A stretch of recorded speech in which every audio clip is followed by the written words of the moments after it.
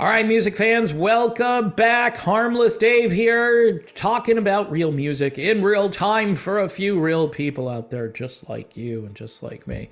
All right, before I get going, here's Lone Rider, classic rock for people who want to hear a very Bad Company type of album. You might see Simon Kirke in this photo because he's in there. Yeah, he plays drums on this and on the prior Lone Rider album. This one's called Sundown, and this was my album of 2022. Steve Overland on vocals. Steve Overland, who gets this, who understands the whole Bad Company sound, and I'm hoping they come out with another album, because for classic rock fans, yeah, that's just about as good as you're going to get for new material.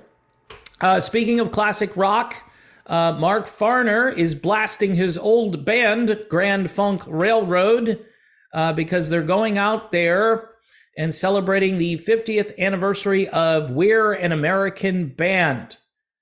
And look, I get this. You've got all these bands out there who continue on.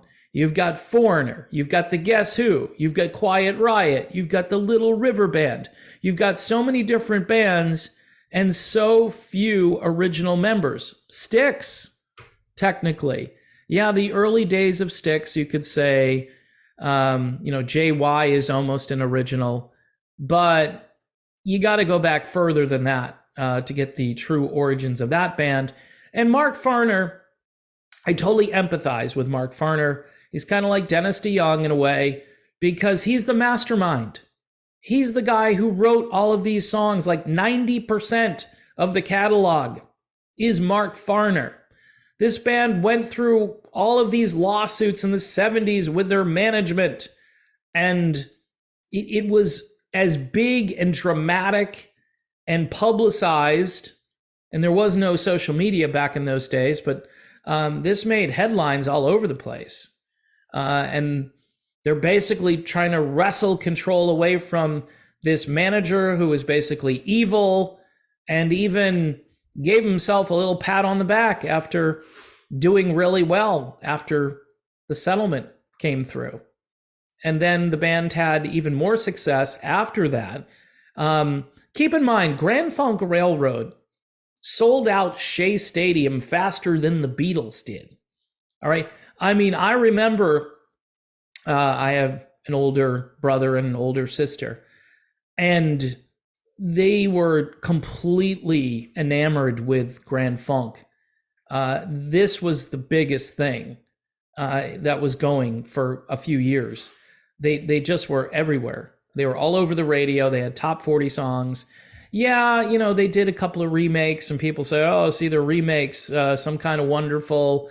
Their version of it is just so good. They had Todd Rundgren producing a couple of those records, and Todd on those records, he nailed it, just completely nailed it, much like Bat Outta Hell by Meatloaf. I mean, Todd, yeah, he should be in the Hall of Fame. Okay, all right, as a producer and an artist, in his own right. But Mark Farner calls this tour the Grand Fraud Tour. And he's mad about the Foreigner situation. He mentions them. I'm not sure what you can do, though. He even says, hey, as legal as it might be. And he does. He says it's legal. Little River Band situation. It's legal. They fought it in court, and it ended up that it was legal to be LRB with the membership that they have, based on the fact that all of this stuff kind of gets passed down, and whoever is left with it then says, okay, this is mine, and I'm going to fight to keep it. Whether it's Don Brewer, I don't know. I think Brewer and Farner obviously aren't on the best of terms. Don Brewer, who is still the drummer in Grand Funk Railroad. By the way, Grand Funk has a great singer. Whether you like this or not, they have Max Carl, formerly of 38 Special, singing lead. And Max Carl responsible for writing and singing the song Second Chance for 38 Special. And no matter how you slice it, that's a great song. And Max Carl is a great singer, just soulful. He's got one of the most perfect rock and roll voices you can have. So having him as your front man, I think is pretty cool. He's held up really well. He sounds really good. And I think Grand Funk, when they go out there, they do a version of Second Chance, which is, again, pretty cool for fans of 38 Special, at least that era toward the end of the 80s, where Max Carl took over for Don Barnes, who left the band, which, again, poor timing for Don Barnes, but Max Carl, who had been kind of bubbling under, doing a lot of solo work and working with other bands, just a great musician. Anyway, with all that said, I'm not sure what you can do. I mean, Mark Farner, if he wants these guys to do a disclaimer before the show and say, hey, we're not the original American band, and then show some video footage of the original band or something. Pay tribute to the original membership in the group. Recognize Mark Farner for his work. But a couple of years ago, I think they were suing Mark Farner. See, this is where the bad blood really comes into this, because, you know, he's out there saying, hey, I used to be in Grand Funk. And they're like, no, you can't say that. It's like, what? Here's the mastermind. At least Dennis DeYoung from Styx got to say, hey, Dennis DeYoung and the music of Styx. He should be able to say that. And Mark Farner, who, again, the mastermind, millions of albums sold, all kinds of awards and nominations, and big hit singles. I mean, yeah, he should be getting something other than just like, hey, I'm just this unknown dude. Again, this is the difference between a brand and an individual. And the casual fan, they're going to know, hey, Grand Funk Railroad. They might not know who Mark Farner is. Now, that's a shame, because people should know who he is. But as time goes on, it's kind of like, who? Who's that? I know about Grand Funk Railroad. Hey, they're an American band. I love that. I want to go see them. Do they sound good these days? I've heard a few songs that were posted, probably YouTube songs a couple years ago, and I think they sound pretty good. They got Bruce Kulick in the band as well. Decent guitarist, right? Worked with Kiss and some other projects, and well known. You got Max Carl, Bruce Kulick. You got original drummer Don Brewer. There is kind of enough substance there where people go, okay, it's kind of like what the Eagles did, right? I mean, yeah, because you've got guys who have been in the Eagles for a long time and established themselves, like Tim Schmidt and Joe Walsh. And now you got Vince Gill in there. I mean, it's like an all-star lineup of people. So you're okay with that. And Grand Funk has done that to some degree as well.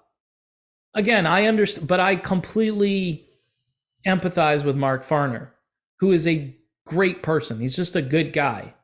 And it's a shame that people couldn't put their differences aside, and Mark should be in this band and they should be out there on tour. Imagine doing this tour and having Mark Farner along. I mean, you'd be selling out pretty large arenas, I think, if you advertised, hey, the return of Mark Farner to Grand Funk Railroad. But I don't know. These rock band feuds are like the Hatfields against the McCoys. It's just crazy. It's only rock and roll, you know, to quote Mick Jagger. But I like it, right? And speaking of liking something, holy crap, Batman. Lone Rider, Sundown. This will restore your faith in the creativity of bands that are trying to recapture some great moments in rock history. Lone Rider does that on Sundown.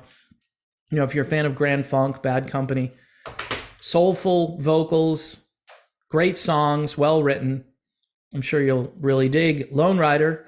Anyway, folks, thanks for watching. Please don't forget to subscribe to the channel.